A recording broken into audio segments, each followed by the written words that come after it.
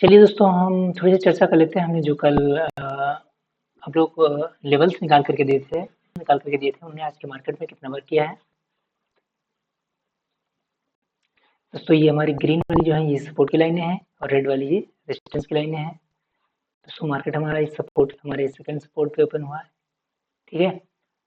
और यहाँ से अगर आपने कॉल में एंट्री करी होती तो यहाँ तक आपको टारगेट मिला है, ठीक है। ये टारगेट देने के बाद में फिर मार्केट नीचे की तरफ आया। फिर हमारा ये जो थर्ड रेजिस्टेंस है, सपोर्ट है, यहाँ पर थोड़ी देर इसने सस्टेन करने की कोशिश की, लेकिन नहीं रुक सका और वहां से मार्केट कोई ट्रेड की है और उसमें आपने प्रॉफिट निकाला, ठीक।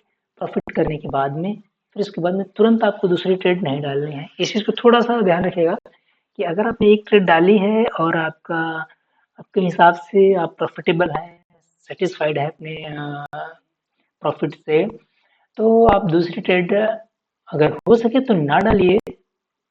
और अगर डालनी भी है तो थोड़ा सा वेट करके, थोड़ा सा मार्केट को समझिए और समझ करके उसके बाद में तब फिर काम करिए उसमें, ठीक है। ये नहीं कि आपको मार्केट सपोर्ट में मिला, यहाँ पे आपने फटाक से एंड मतलब कॉल में एंट्री कर ली, फिर रेजिस्टेंस में मिला, यहाँ पे आपने पुट में एंट्री कर ली। तो मतलब आपको आप ये सोच कर अपने दिमाग आप ये मत सोच बनाइए कि आपको कोई ट्रेड छोड़नी नहीं या कोई ट्रेड मिस नहीं करनी है। आप लोग ये मत सोच बताइए, ये सोच मत बनाइए कि आपको कोई भी ट्रेड मिस नहीं करनी है। आप लोग इस चीज़ को ध्यान रखिए। हाँ, अगर हम प्रॉफिट कर रहे हैं तो कुछ दूसरों के लिए भी छोड़िए कि हाँ कुछ दूसरे लोग भी प्रॉफिट कर सकें, ठीक है। तो मतलब मेरा कहने का मतलब यही है कि आप लोगों को बस ये नहीं धड़ाधड़ इस ट्रेड में फिर उस ट्रेड में फिर उस ट्रेड में धड़ाधड़ घुसना है, नहीं। आपने अगर कोई ट्रेड डाली, ठीक, मिला, यहाँ पे आप एग्जिट हो गए, फिर उसके बाद दोबारा यहाँ पे आया, फिर दोबारा से आपको यहाँ पे एंट्री, अगर मार्केट यहाँ पे आया दोबारा से आप एंट्री कर सकते हैं, ठीक है। लेकिन क्या होता है कि ये स्ट्रेटजी कई बार वर्क करती भी हैं और कई बार नहीं भी करती हैं। तो मेरा कहने का मतलब सिर्फ यही है, इतना ही कि अगर आपने मतलब यहाँ पे एंट्री करी या यहाँ पे करी और प्रॉफिट करने के बाद में आप प्रॉफिटेबल हो गए, या मान लीजिए आपका एसएल हो गया, तो ये नहीं कि यहाँ पे मार्केट आए फिर आराम से तुरंत एंट्री कर लेना है, नहीं। फिर यहाँ पे आपने अगर एसएल ले लिया है, फिर उसके बाद में मार्केट को थोड़ा सा टाइम दीजिए, थोड़ा सा आप रिलैक्स हो जाइए, बिल्कुल छोड़ दिए मार्केट को कि आप शांतिपूर्वक या तो अपने सिस्टम को बंद करके कहीं घूमने निकल जाइए, या फिर अगर आपको सिस्टम पे बैठना है, देखना है, काम करना है, कुछ करना है, तो कम से कम आधे घंटे का तो आप पॉज जरूर ही ले लीजिए। ऐसे लिए टारगेट होने के बाद में आप आधे घंटे का पॉज जरूर लीजिए, ठीक है। ये नहीं बिल्कुल जो है भूखे बंगाली के तरीके से जो है आपको बस अब ट्रेडिंग हमने सीख ली है तो अब बस ट्रेडिंग कोई भी हमको ट्रेड मिस नहीं करनी, कोई भी ट्रेड हमको छोड़नी नहीं, जो भी ट्रेड मिले जहाँ मिले हमको बस फटाफट से बस पैसा कमाना है, हमको तुरंत जो लखपति करोड़पति बन जाना है। ऐसा ऐसे समझ मत रखिए, ठीक है। बस रिलैक्स होकर के काम करिए, तो अपने लिए करिए, थोड़ा सा दूसरों के लिए भी छोड़िए, इस तरीके से आपको काम करना है, ठीक है। बाकी आज जो हमने आपको कल एनालिसिस करके दिया था उसने आज की मार्केट में कितना वर्क किया है, इसके विषय में तो अब बस यही है कि एक ये पहला टारगेट मिला आपको, फिर उसके बाद मार्केट नीचे आया है किन्हीं कारणों से, ठीक है। फिर उसके बाद में मार्केट यही नीचे ही घूमता रहा है, ऊपर की तरफ नहीं गया है।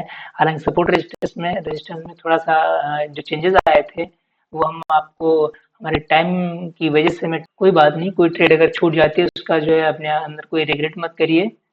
बस इसमें आसानी से, धीरे से, प्यार से आगे बढ़ने की कोशिश करिए, धीरे धीरे, बहुत बहुत फास्ट स्पीड से अगर आप यहाँ पे पैसा कमाने जाएंगे तो आप बहुत फास्ट स्पीड से लॉस में चले जाएंगे, ठीक है। ये तो यहाँ पर आप बहुत फास्ट स्पीड से पैसा कमाने की कोशिश करिए, आराम से देख करके, समझ करके, ठंडे दिमाग से।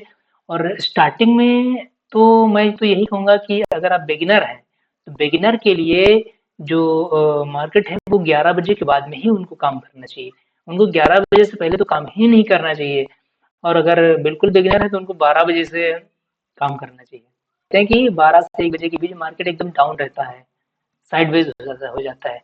लेकिन मैं तो ये कहूँगा कि जो 12 से 1 बजे का जो मार्केट होता है वो बिगिनर के लिए बिल्कुल परफेक्ट होता है, क्योंकि जो बिगिनर होता है वो फास्ट मूवमेंट को हैंडल नहीं कर पाता, स्लो मूवमेंट ही बेहतर होता है।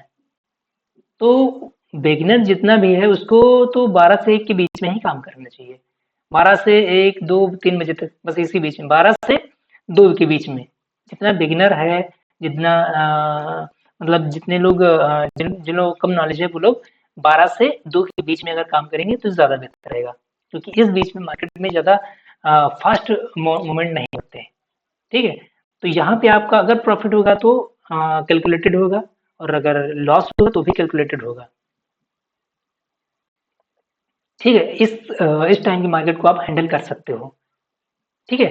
तो बस यही है कि थोड़ा-सा जो मार्केट में जो सपोर्ट स्टेज में जो चेंजेज़ आए थे, वो हम आपको अपडेट करके बता नहीं पाए। हमारे पास टाइम की शॉर्टेज की वजह से दोस्तों हम कोशिश यही कर रहे हैं कि हम आप लोगों के लिए टाइम निकाल आप लोगों को लाइव में आकर के सिखाने की कोशिश करेंगे।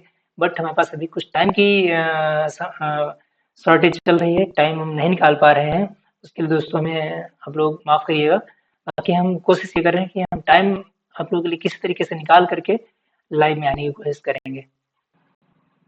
दोस्तों मंडे की मार्केट के लिए हमारे निफ्टी का जो पहला सपोर्ट है वो 24,290 के आसपास, जो दूसरा सपोर्ट है वो 24,240 के आसपास, और जो तीसरा सपोर्ट है वो 24,190 के आसपास।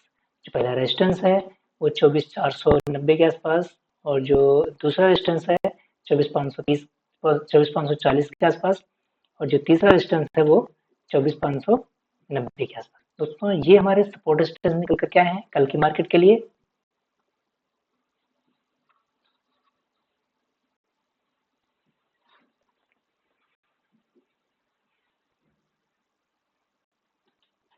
चलिए दोस्तों देख लेते हैं इसको एक बार हम 15 मिनट के चार्ट पे भी हमारा मार्केट।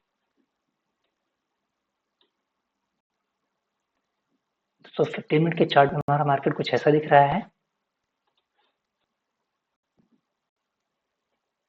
बाकी ये है कि मार्केट की जो क्लोजिंग हुई वो हमारे सपोर्ट के आसपास क्लोजिंग हुई है।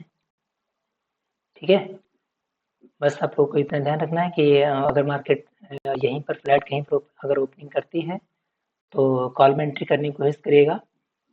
ठीक है, और अगर यहीं रेजिस्टेंस के आसपास ओपनिंग करती है तो आपको पुट में एंट्री करनी है।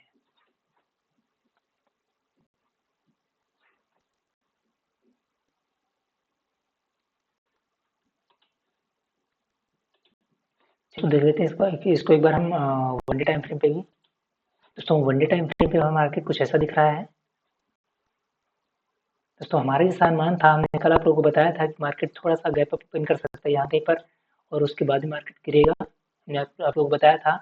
ठीक है, बाकी मार्केट जो है गैप अप तो ओपनिंग नहीं की, लगभग फ्लैट ही की, और बाकी उसके बाद मार्केट नीचे की तरफ आया है। दोस्तों हमारा मार्केट कुछ ऐसा दिख रहा है वन डे टाइम फ्रेम पे। बाकी अब लोग बस अब आप लोगों को यही ध्यान रखना है कि दोस्तों ये सपोर्ट के आसपास इसने क्लोजिंग करी है, और अगर ये फ्लैट ओपनिंग करता है तो आपको कॉल में एंट्री करनी है। हमारे सपोर्ट के आसपास अगर ओपनिंग करता है तो आपको कॉल में ओपन करता है तो आपको पुट में एंट्री करनी है। अगर नहीं समझ में आता तो चुपचाप शांति पर बैठे रहिए। ये दोस्तों देख लेते हैं बैंक निफ्टी में। बैंक निफ्टी में हमने जो आप लोगों को लेवल्स दिए थे निकाल करके, उन्हें आज की मार्केट में कितना वर्क किया है। दोस्तों बैंक है इस कैंडल पे ओपन हुआ है, ये जो ग्रीन कैंडल है, ठीक है, यहाँ कहीं पर ओपन हुआ है। इसके बाद में मार्केट अगर आप यहाँ कहीं पर एंट्री करते तो आपको टारगेट भी मिला है। बाकी अदरवाइज अगर इस तरह का मार्केट है जहाँ पर समझ नहीं आ रहा है तो काम मत करिए। ठीक है दोस्तों, हम किसी वजह से हम आप लोगों को अपडेट करके नहीं बता पाए, सपोर्ट रेजिस्टेंस में जो परिवर्तन हुआ था उसके विषय में हम नहीं बता पाए। बाकी हम कोशिश ये कर रहे हैं आप लोगों को टाइम निकाल करके हम टाइम पर अपडेट करने की कोशिश करेंगे। ठीक है, तो ये मार्केट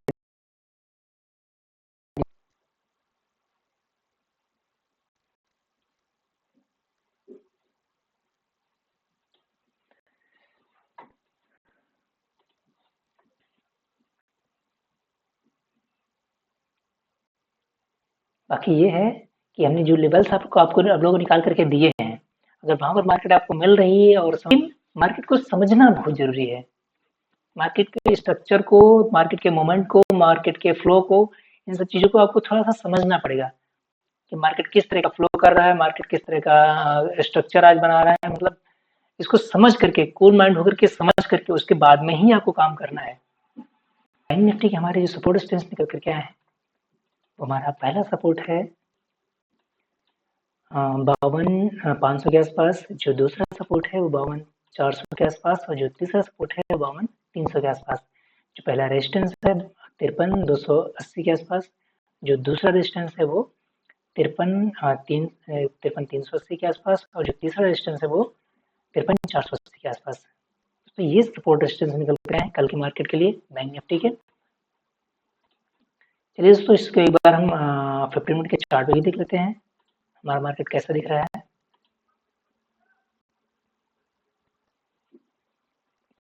दोस्तों 15 मिनट के चार्ट पे हमारा मार्केट कुछ ऐसा दिख रहा है, और मार्केट की जो क्लोजिंग हुई है वो लगभग बीच में है, और बाकी हमारा ऐसा अनुमान है कि मार्केट हो सकता है ये गैप डाउन ओपन करे यहाँ कहीं पर, ठीक है, और गैप डाउन ओपन होने के बाद में फिर मार्केट ये ऊपर की तरफ का मूवमेंट आपको दिखा सकता है, ठीक है। चलिए दोस्तों, इसको एक बार हम 1 डे टाइम फ्रेम पे देख लेते हैं। एक बार हमारा मार्केट कुछ ऐसा दिख रहा है, और अब इसमें आप लोगों को बस इतना ध्यान रखना है कि ये मार्केट हमारा कहाँ पर है, किस जोन में है। मेरा ऐसा अनुमान है कि मार्केट का गैप डाउन ओपन हो सकता है यहाँ कहीं पर हमारी इस सपोर्ट की लाइन के आसपास, और फिर यहाँ से ये ऊपर की तरफ का मूवमेंट करता हुआ दिख सकता है, या तो फिर ये सपोर्ट के आसपास ये यहाँ पर थोड़ी देर रुकेगा कल के दिन, या फिर यहाँ से ऊपर की तरफ का मूवमेंट आपको दिखा सकता है, ऐसा हमारा अनुमान है। बाकी चलिए देखते हैं क्या होता है। बस आप लोगों को इतना ध्यान रखना है कि सपोर्ट पे कॉल में एंट्री करना है, और रेजिस्टेंस पे आपको पुट में एंट्री करना है। अदरवाइज बीच में मार्केट कहीं पर कुछ भी करता रहे, इसके लिए आपको ज़्यादा इसमें इधर उधर घुसने की ज़रूरत नहीं है। बाकी दोस्तों, हम कोशिश करेंगे आपको अपडेट करने की